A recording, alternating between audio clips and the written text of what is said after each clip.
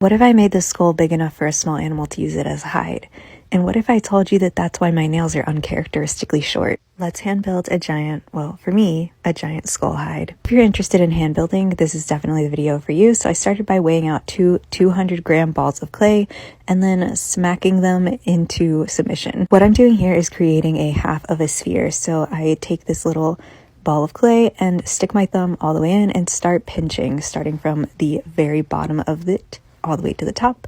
Keep pinching round and round and round and round and round until eventually we have this weird, ugly, flat thing. I just went ahead and placed that into my slump and hump half sphere mold. I don't actually use it for a mold, I just use it to hold my pieces. Then I went ahead and made a second one. The first one out, put the second one in, and then again used a sponge to get it nice and smooth, checked to make sure they were about the same size, and once it was finally kind of almost leather hard, it was time to slip and score them together. It's super important to slip and score very well because we want these two pieces to essentially act as one, like they were never apart in the first place.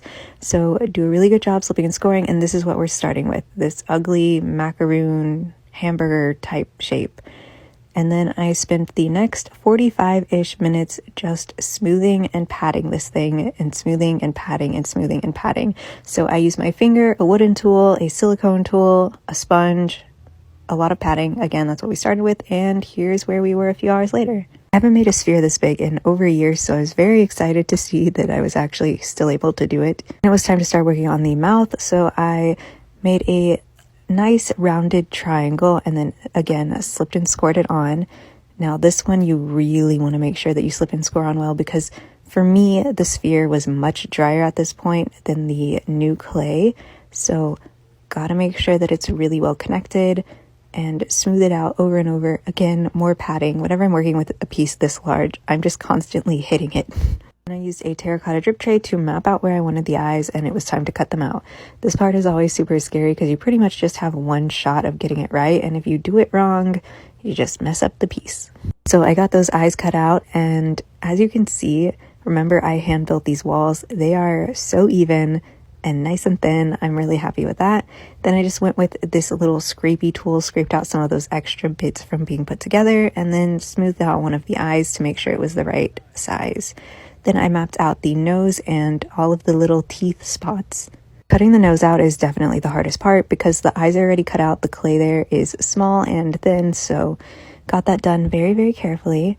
Smoothed the second eye out, and just like that, we have our skull hide. Once it's fully dry, it will go in its bisque fire, and then it will be ready for any little critters that want to go inside, whether that's a snake, a leopard gecko, or any rodents. While these ceramic skulls were originally designed with little critters in mind, like snakes, spiders, mice, other little guys like that, they can absolutely be used for non-critters as well. I don't think I need to say it, but they can obviously just be used as plain decor, but you can also give them some function, like by making them into a paintbrush holder. The paintbrushes can go across the eyes. It's not really deep enough to just set them in, but across the eyes works great. And then my favorite use for them is a tea light holder. The eyes are perfectly big enough to just easily put a tea light inside and easily light it as well, which I love. And then check out this glow. I just think it's so cute.